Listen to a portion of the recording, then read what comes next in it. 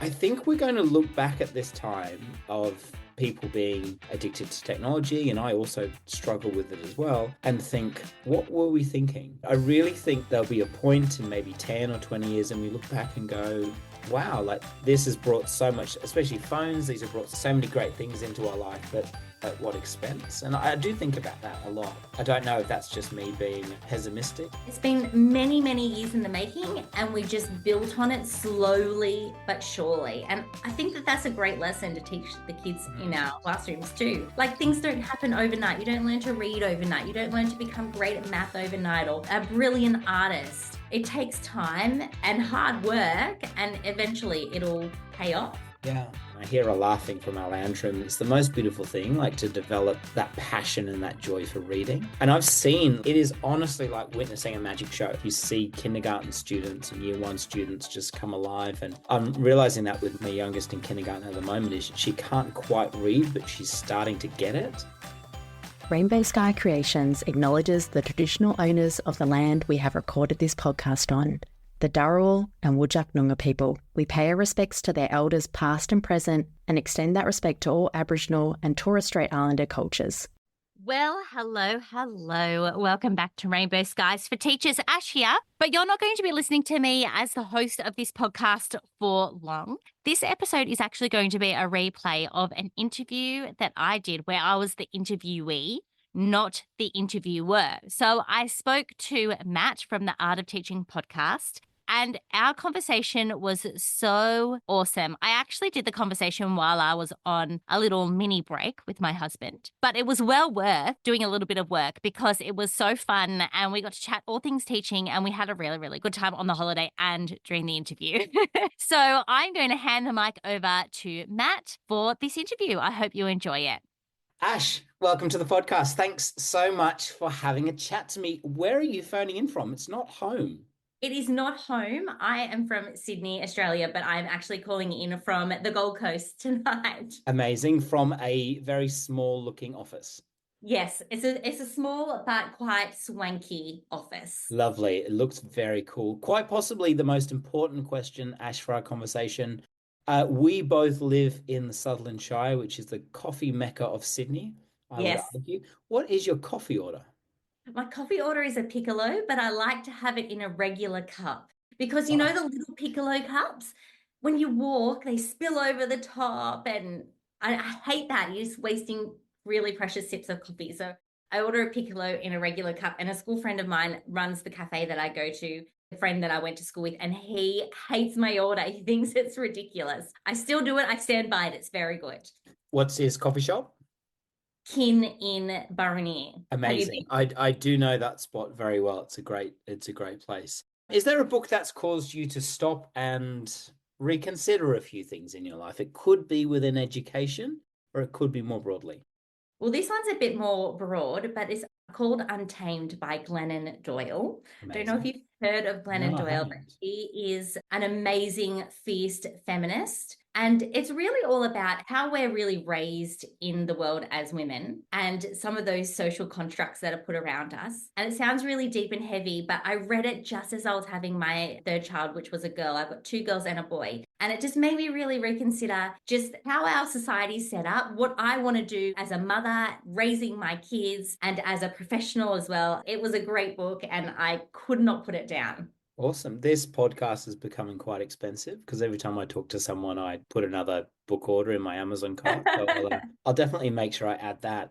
Is there something that you've changed your mind about? Yes. So I was thinking about this, and this is in relation to education and kind of parenthood, but I've really changed my mind about technology. Okay. I was in leadership before I went and had babies, and one of my jobs in leadership was to roll out technology in the school and to make sure that people were using the technology the way that they should and implementing it in their classroom. And then I became a mum, and I was like, we are a no-screen family, no TV, no iPads, no phones for babies in prams. I'm a bit more relaxed on that now because my kids are in primary school, but we watch TV now. But I really changed my mind about technology and kids. And I often am pondering, like, why is it important and what's the role of it? And then the other side of that is my business partner, Alicia, feels differently to me. So one day we actually want to have a podcast episode where we really go at it I and love both that. like argue our points about technology versus no technology.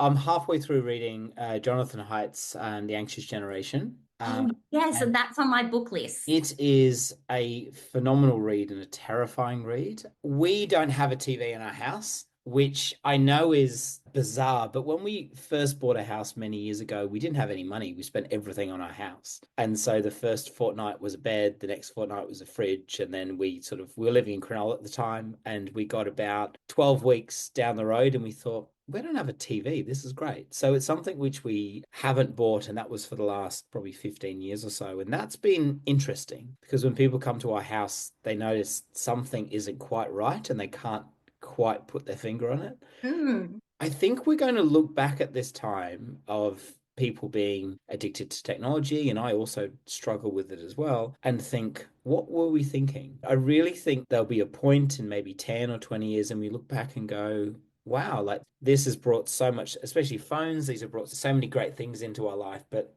at what expense? And I do think about that a lot. I don't know if that's just me being pessimistic. Yeah, I don't know. I think time will tell if we've made the right decision, but we'll see how we go. It's also really hard parenting children at home without a TV because they're pretty feral. Except maybe they're less feral because there's no TV. Like I always find when my kids were much, much younger and they went through phases of not being great, we only had TV on Sunday nights to begin Yeah. with. And then if they like, started creeping in through the week, and as they were sort of unraveling, I'd say, that's it, we're going to cut off the TV and see what happens. And this is when they were littler, and it always made a difference. Within 24 hours, you could see the difference in their behavior and just their imagination and busying themselves. Yeah. So I think like But awesome for you. I'm so yeah, I don't know. I'm not sure if it's the right thing to do, but I think boredom is an important skill to develop. And so quite often our kids will say, I'm bored. I'm like, that's great. Go and build something or go and write a story or go and do something. They may look back on their childhood and think it was the worst thing ever, but we will see. yes. Ash, is there something that you're going to stop doing in 2025? And if you say podcast interviews with people in Sydney at 8:15. But is it something that you've decided, you know what, I'm not doing this anymore? Do you know, I don't do many podcast interviews at night because I'm not really an evening person. I like to finish up sort of around 3:30, 4 o'clock. That's like where my brain switches off. But I'll do anything for people that I love and really admire. And your podcast is one of them. But something that I'm going to stop doing this year is it's been a big year of change for me. I've got 3 kids and all of them are at school this year. So I'm going to stop putting everyone first and start putting me first every now and then. I've had a few months to exercise it so far. I'm up here on the Gold Coast right now, so this is a kind of example of it. But yeah, I'm just trying to get back to me as Ashleigh instead of me as mum first and foremost. I think I was talking to my wife about this as well. I feel like we're just out of that chaos. Like we've got a 5-year-old and a 7-year-old, both of which you saw before we hit record. They do love saying hello at the beginning of most podcast episodes. But I think we're just out of that chaos now, and it's a different phase. I don't know. It's interesting, and it's a lovely phase to be in, but parenting is hard. And is there like an area in your life that you talked about you wanting to get a little bit more balanced, or you prioritize a few more things in your life that are important to you? Is there an area that you feel like you're under investing in? Would you like to, I don't know, read more fiction or write more stories or just do stuff because it's fun? Or is there any of those things that you feel like you're under investing in? You know what it is? It's more for me moving at a bit more of a slower pace. So instead of doing like 3 things all at once, trying to squish everything in and feeling uptight and overwhelmed. And I feel like this is teacher life. I'm sure teachers are listening to this thinking, oh my gosh, I feel that way. So instead of trying to do all of the things at once, it just focus on one thing at a time and enjoy the process of doing it. And I feel like that with my work, because I don't have little ones at home with me anymore. And I post on social media and I feel like I can get that up and posted without someone, nagging me saying, Mom, I need to do this. And I can do my work without folding the washing and like listening to a podcast about work or watching some sort of masterclass. So it's really for me about slowing down and just taking things one at a time and less rushing. Yeah, I think there's a lot of wisdom in that. Just taking your time, slowing down, and I think being present. Have you read Oliver Berkman's 4,000 Weeks? No, but I have heard the premise of it, and the Yeah, actual title like petrifies me. I know. Thinking And that I 4,000 had, weeks is yeah, the amount of weeks you have in your lifetime. yes. That's And what look, the premise of it, right?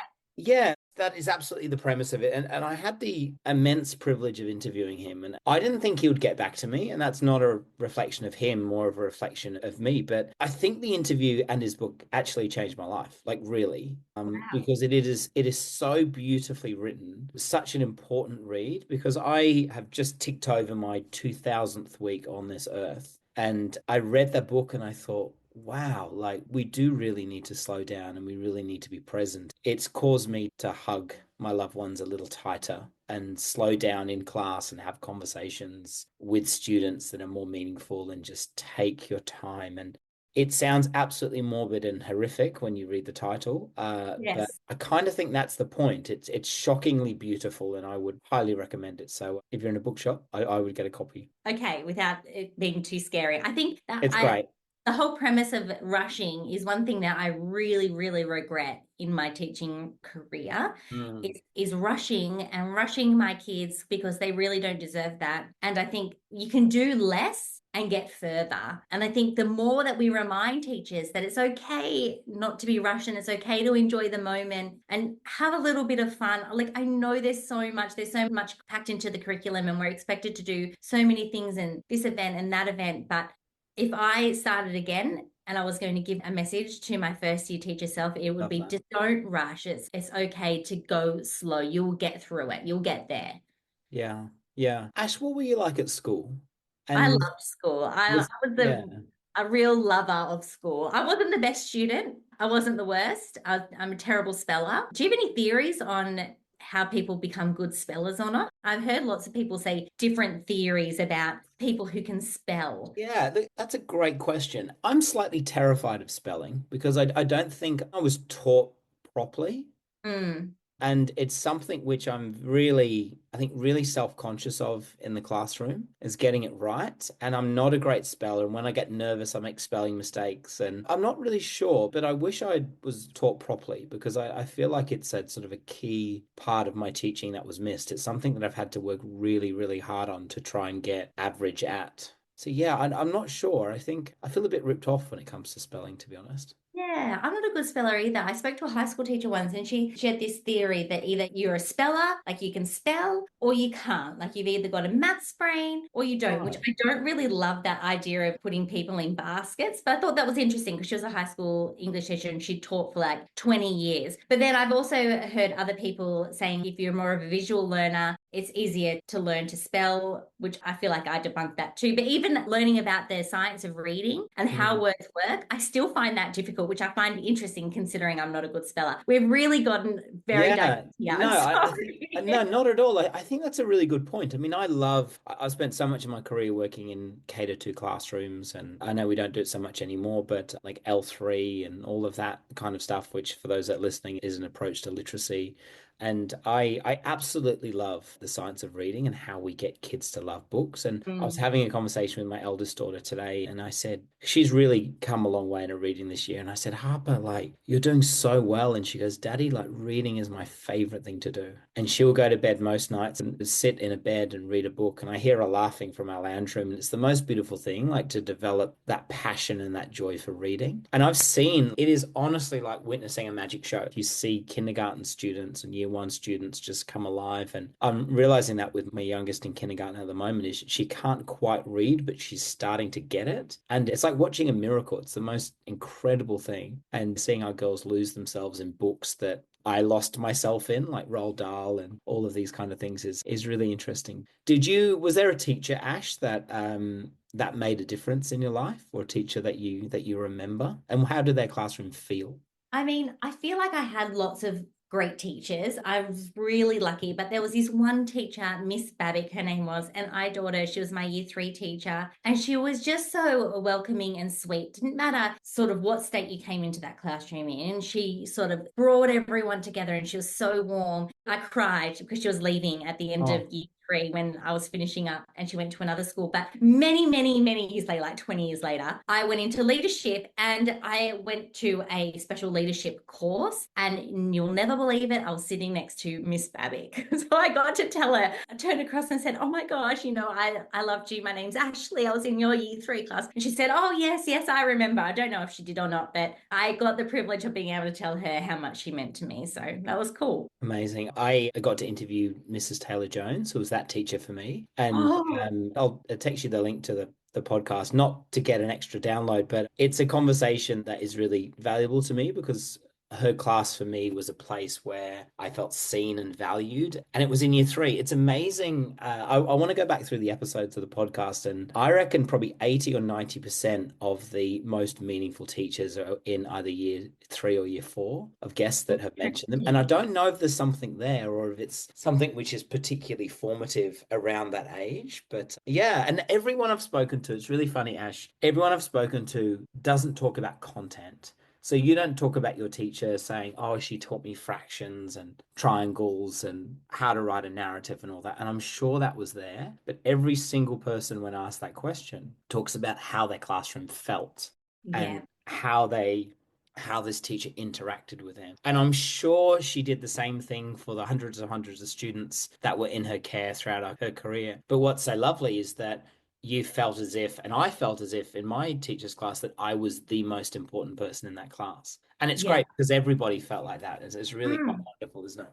It is. It is really, it's amazing, really. Yeah, it's really special. And I think it just reminds us of the important job that teachers do. Ash, you've been giving back to the teaching profession for so long. It's been an absolute joy seeing your and Alicia's journey with Rainbow Sky Creations and just seeing what it's become. It's sort of morphed into this amazing, amazing resource for teachers all over the world. And for those that are not familiar with it, can you please tell us a little bit about, I wouldn't say project, it's so much more than that, but tell us a little bit about Rainbow Sky Creations and how did it come to be the monstrosity that it is today? It has turned into something much bigger than what it was ever intended to be. It started out really as a passion project. Just going back, Alicia and I both went overseas and taught in Dubai, and that is how we met. We taught over there and we were great friends. We went on adventures and we just had such a good time over there together. I moved back to Sydney, and then a couple of years later, she ended up moving back to Sydney, and she isn't originally from Sydney, but her partner at the time, who's now her husband, was from Sydney. She had a sore back, so she couldn't really go and do much casual teaching, and she decided to start drawing on her iPad and making clip art. And I met up with her for coffee one day and I was like incredibly pregnant, and she said that she was doing this, and I was thinking, what? Like, going back to the technology piece, like technology, where I had no idea that someone could draw something on their iPad, turn it into an image, and then sell it on the internet. So she's telling me this, and I'm thinking, oh, yeah. And then she said to me, like, I'd really love for you to join. And I was like, okay, I didn't really give it much thought. And then I had a baby. And then she came back to me and said, I really want you to have a look at this. I think we could be a really great team. Now, we never ever talked about like creating a business together or going into a project together. We just had a lot of fun when we were in each other's company. And she's very, very different to me. Like if you met us together, you'd think, oh, wow, those two, you're a bit of an odd match. But I think that's why it works. So we ended up creating Rainbow Sky Creations by just creating resources that we thought teachers needed. And it was a great outlet for me at the time because I was at home with a baby and I still wanted to have my hand in education. Like it really is a passion of mine.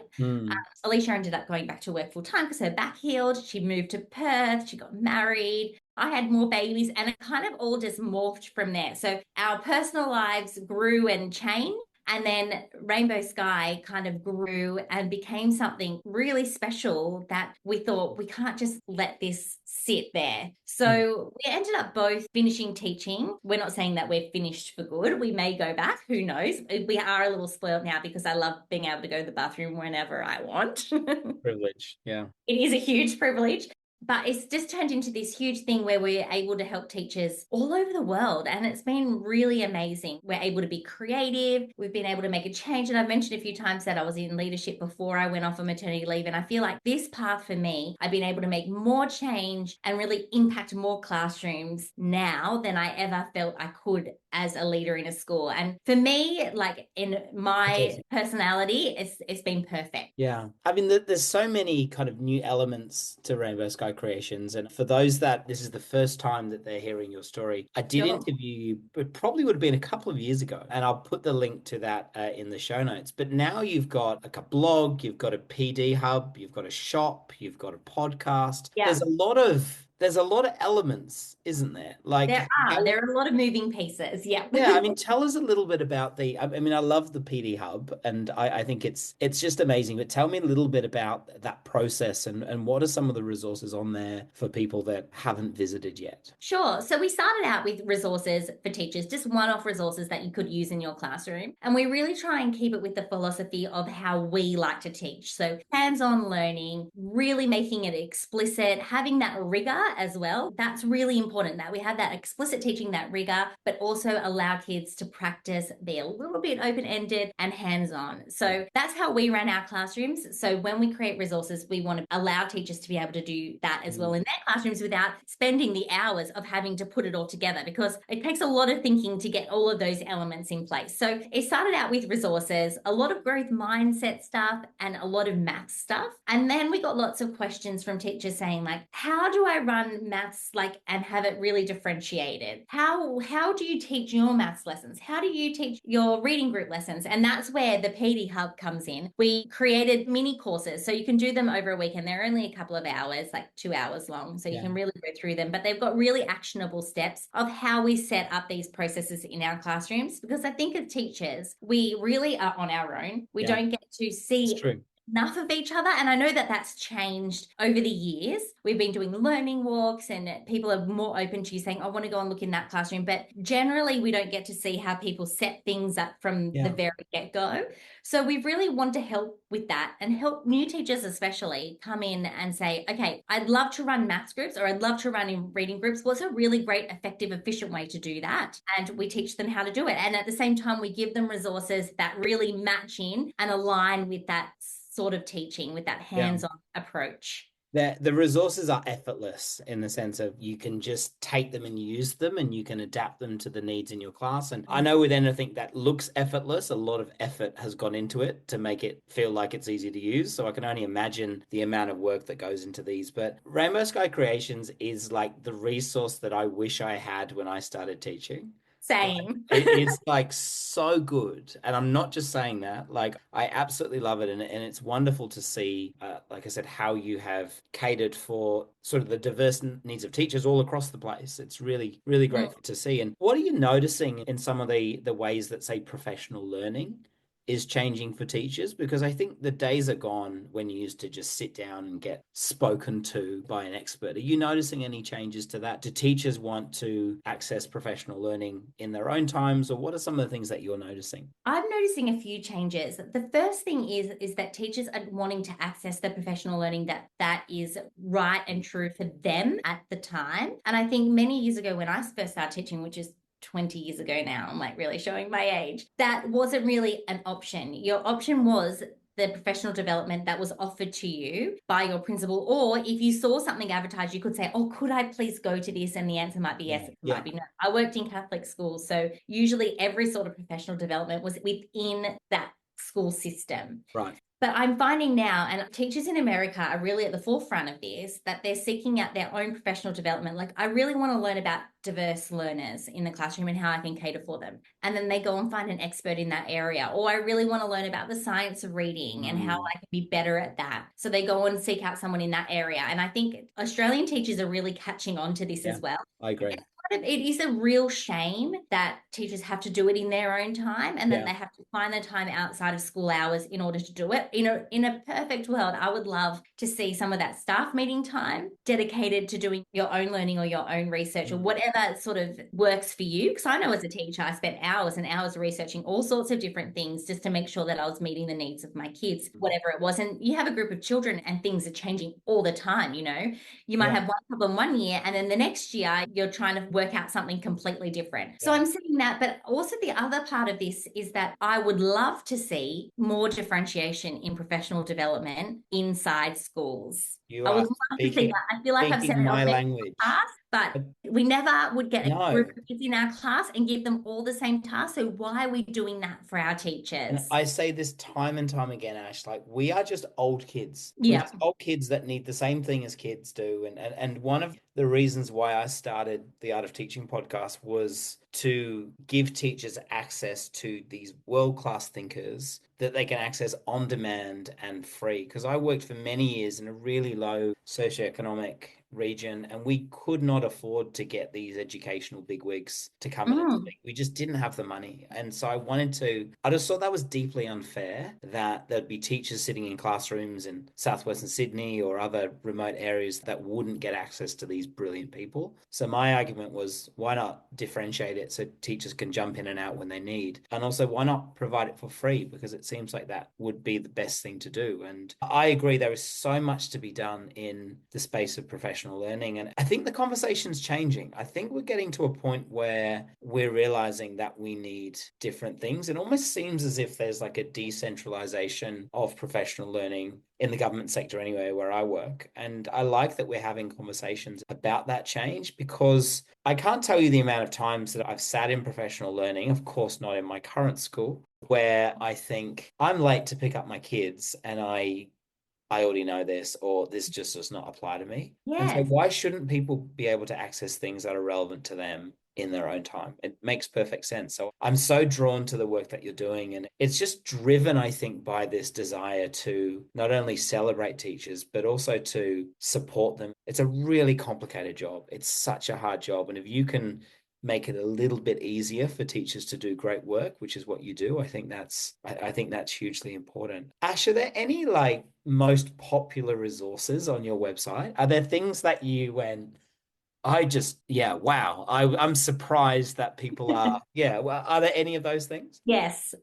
So the most popular resource that we have, and I don't think you're going to be surprised by this, and maybe listeners will be or won't be, I'm not sure, but we've got a set of games for every grade that are card activities. So basically printable boards. So they're printable sheets that have got an activity on it, and all you need is the board and cards, and they practice all different skills. Now, this particular idea started, I remember where I was living. It was 3 houses ago. My husband's a real estate agent, so he sells our houses quite often. It was 3 houses ago. COVID had just hit, and I was trying to think of something creative to put on the blog, and I came up with a series of different activities that you could use with cards, and I just, had the cards, and I used Post-it notes if I was making operations like a plus sign or a greater than or less than sign. I got like a little number line out and pegged the cards up and everything. And then I posted that on the blog, and then I posted that on Instagram, and it was before Reels were a thing. And it got a lot of positive response. And then this great teacher over in the US, her name is Jen Foster. I'm not sure if you know her, but perhaps the listeners will. Her name on Instagram is Good Morning Ms. Foster. Yes. She's really fantastic with behavior. And she reached out and said, I would love to do some sort of live about these games. Like they're really amazing. And I was like, oh, okay. So we did a live, and then this COVID hit. And then I did a reel, because Reel started around the same time as COVID, and people were really interested. And then they wanted to know how they could do it a little bit more easily in their classroom. I was kind of thinking, well, it is easy, but that's where I was wrong. It's not really that easy. Teachers are busy. So the ideas are there, but we don't have time as teachers to grab the ideas, but we do have time to print something and put it on the desk, and the children can use it. So that's kind of where it started, and it has just exploded from there. And I love it because it's hands-on.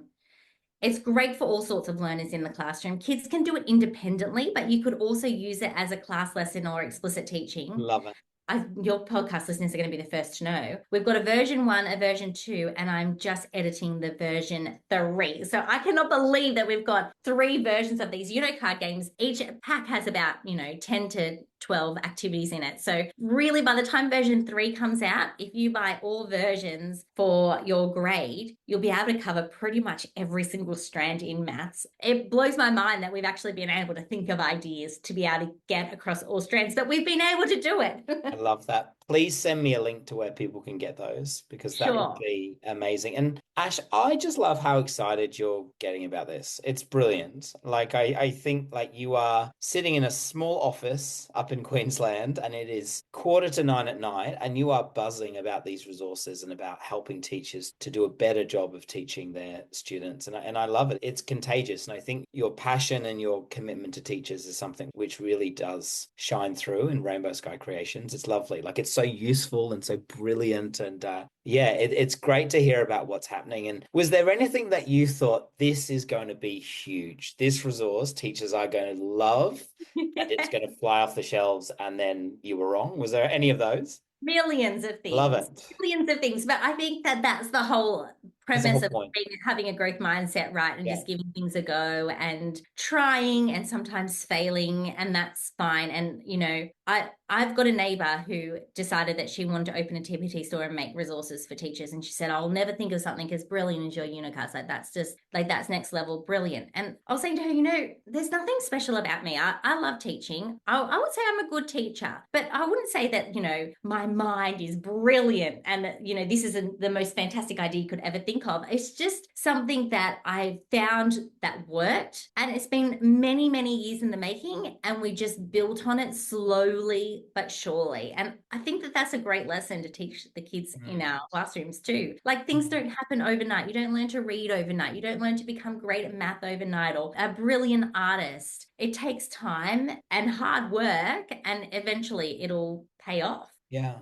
Is there anything that you're watching, Ash, in sort of the education space right now that's really inspiring and something that you go, wow, I'm just watching this because it looks really fascinating? I mean, I'll give you a bit of a chance to think. For me, it's AI and how we use that to personalize learning. But I don't know, is there anything that, you're watching at the moment and seeing where it goes? Yeah. AI is a huge part of my life in my work, but I don't think about it in the education context as much, interestingly, but it has completely changed my life. But something I'm really watching is more about wellbeing and teaching kids some of those core skills and really caring for kids' emotional state and how that's going to impact them in the future. I think classrooms and how we parent kids and how we treat kids as teachers has changed so much since when we were kids. Yeah. And I'm really interested to see how this goes. I'm really interested to see what impact it has. So that's something that, and maybe that's my parent hat is on a little bit too.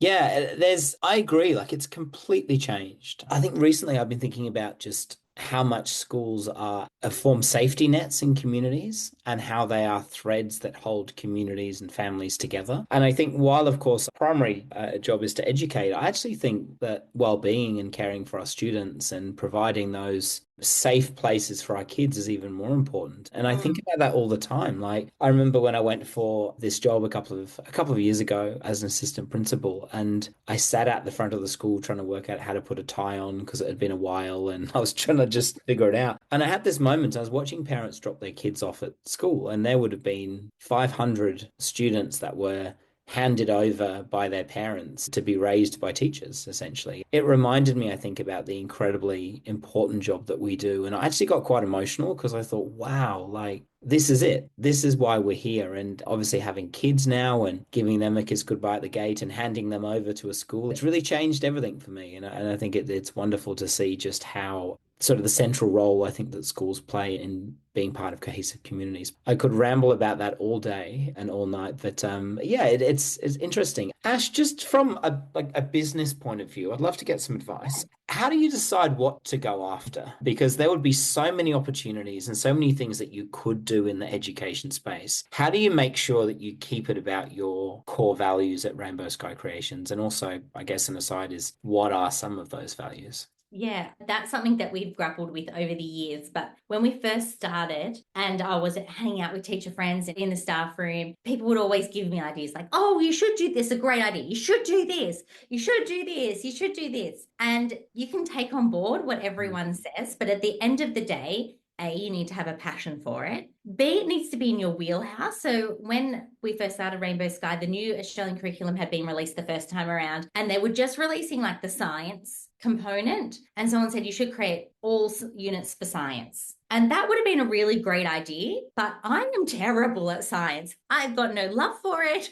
I wasn't great at teaching it. I used to use those primary connection books and just teach straight out of them because it just wasn't, my thing. Yeah. And that's the thing. You can't try and be anyone else. Can't fake it.